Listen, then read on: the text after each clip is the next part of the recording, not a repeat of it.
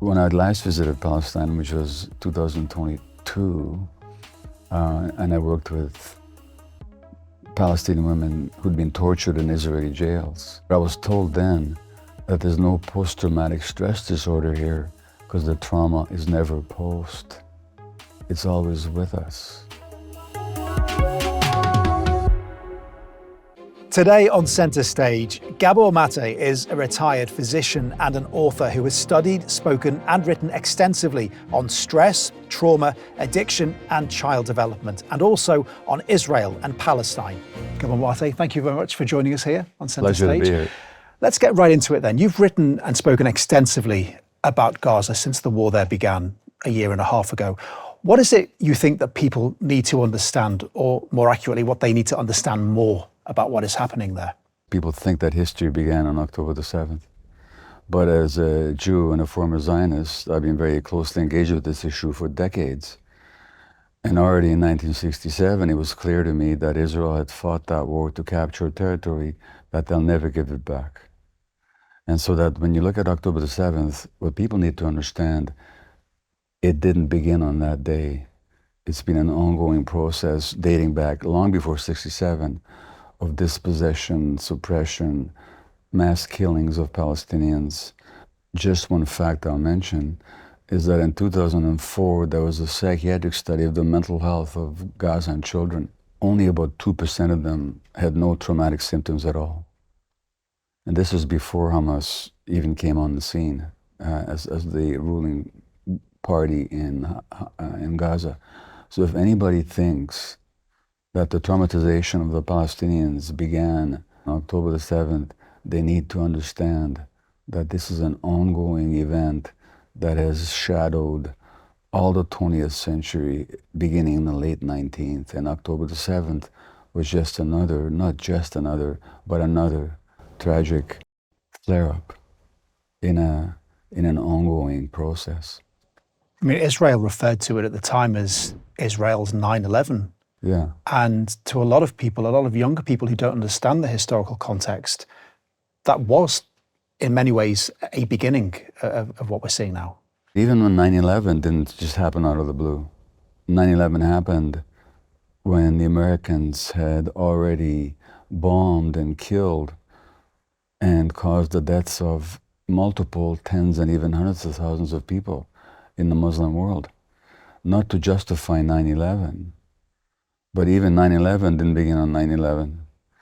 It's in the absence of historical knowledge and the ignorance of the impact of Western colonial intervention in the Muslim, particularly the Arab world, that people can think that 9/11 was strange.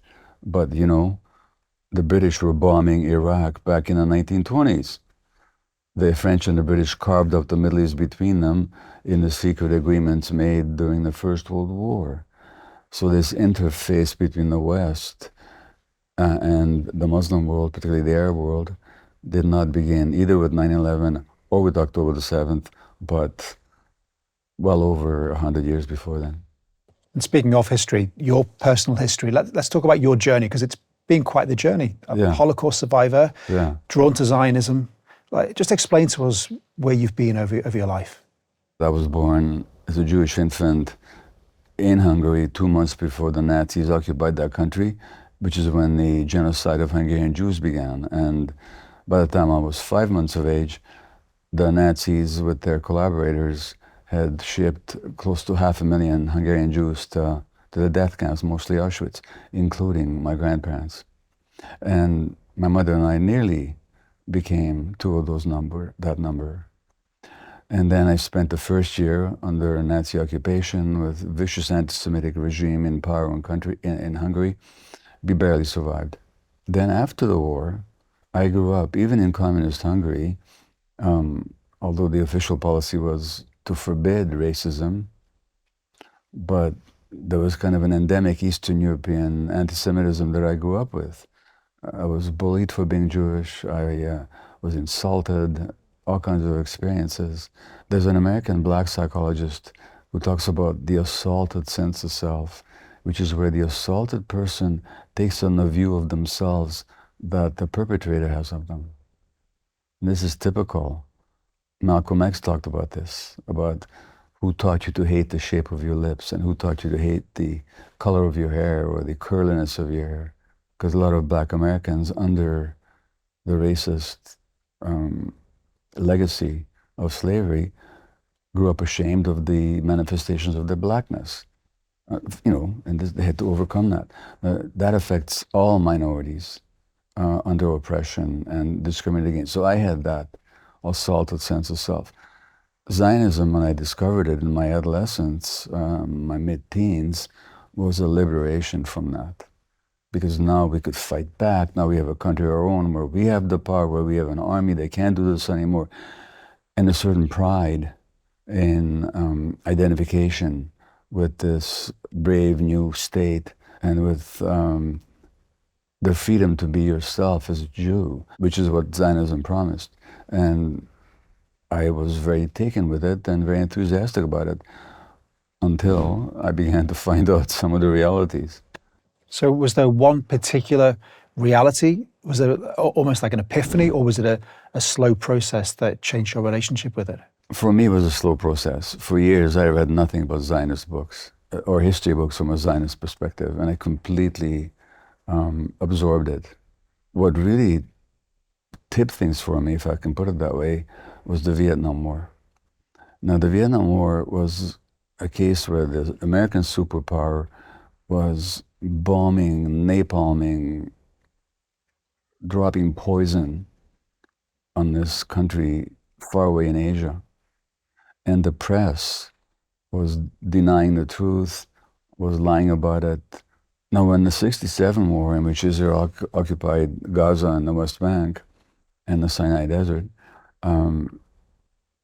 the same press was very enthusiastic about Israel.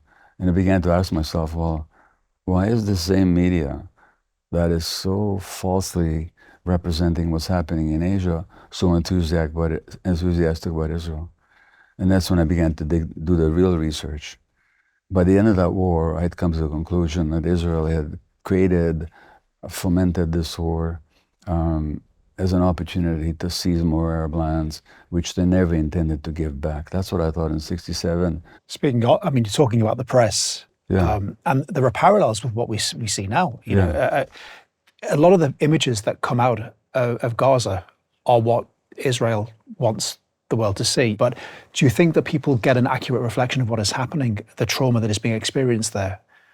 Well, first of all, Israel for a long time has not allowed journalists to even enter Gaza. Period. Why would they not?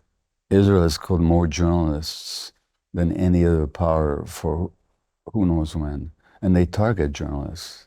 There are aspects of the Israeli press, which for the most part is very chauvinistic and very venal, but there are parts of it that do represent the truth, and the truth that's represented even in certain minority segments of the Israeli press is never presented in North America. So the information people get on the mainstream media is very much colored by the Israeli narrative. And the occupying power is going to have a very different point of view than the people being occupied and killed. And that point of view is given full credence. Every occasionally, they get caught on a lie. They're lying all the time, but they're caught on a lie, for example, with these medical workers that were killed. Then it turns out they were shot point blank, as was reported by the Israeli press in Haaretz, and is documented by videos. Oh, we made a mistake. I've been to the West Bank a number of times. I was in Gaza once, a few decades ago. What I saw there, I've never seen represented in the Western press, with the occasional one or two articles like every few years. Why do you think that is? Because you talked about trauma. Do you think people have almost a limited appetite for how much trauma they want to view, even from as far away as the United States? That would be true if they didn't talk about traumas that they don't feel implicated in. Like the Sudanese suffering, is a front page article in the New York Times just a couple of weeks ago. The Palestinian suppression and massacres, it does not make the front page anywhere in the same proportion. Look, you're from Britain.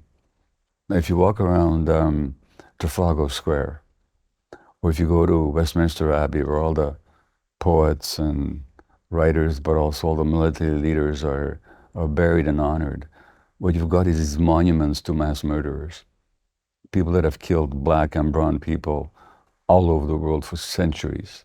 And these are the heroes. What I'm talking about is empire. What I'm talking about is colonialism.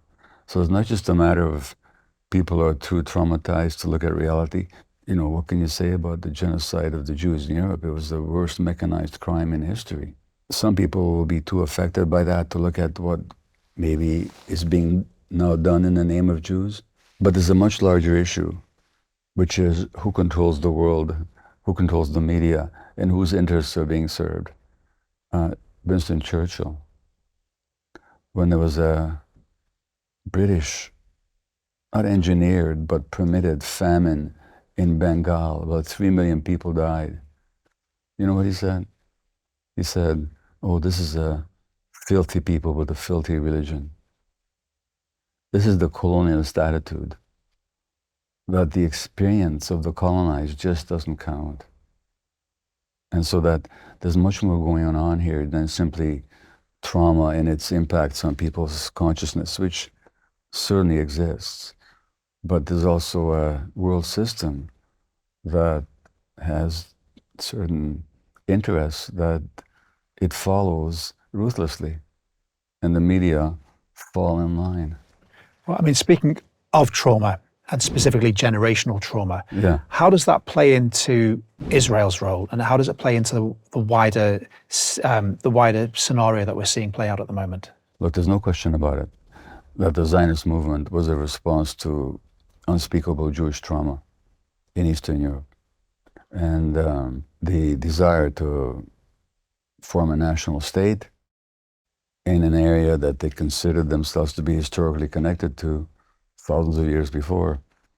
Having said that, most Jews did not go for Zionism for many, many decades. But then came the unspeakable horror of the Nazi genocide, and that gave Zionism a huge validation in a certain sense, and justification for what they're going to do, for what they're doing to the Palestinians, which is to displace them and to basically suppress them or kill them if necessary.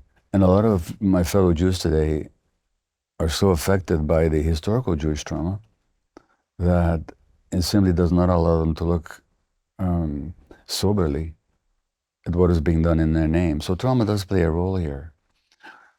But I'm kind of tired of making that argument, and I'll tell you why. Even though historically there's truth in it, any colonial power does precisely what Israel is doing and has been doing. What happened here in North America, in my country, Canada? What happened in the United States? What did the British do in India? What did the British do in Kenya? What did the Belgians do in the Congo? What did the Spanish do in South America? Is mercilessly suppress, dispossess, and if necessary, in large numbers, kill the indigenous populations. So there's nothing specifically Jewish about this. It also goes along with the colonial trajectory. How does it affect people on a human level? The people of Palestine have been experiencing trauma daily for such a long time. Yeah. What does that do to a population collectively as well as to individuals? I recently wrote a foreword to a book by a Palestinian psychiatrist, Dr. Gabor, who is head of mental health services in Palestine. And she says, what do I say to a suicidal 82-year-old man who comes in with suicidal depression because the home that he built with his own hands, now 20 years later, he's being forced to dismantle it with his own hands? Am I supposed to give him Prozac for his suicidal depression? And when I last visited Palestine, which was 2022, and I worked with Palestinian women who'd been tortured in Israeli jails.